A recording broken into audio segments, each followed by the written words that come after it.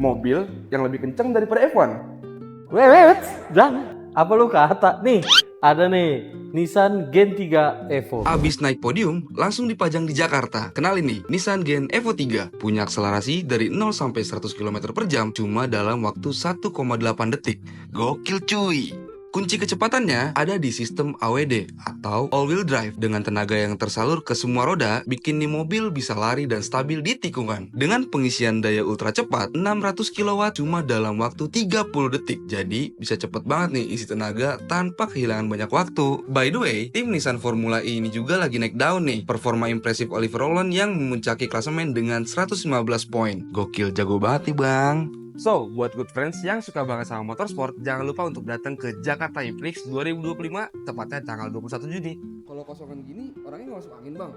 Jangan, bang mobil balap bujuk masa pakai kata, lu ngaco aja.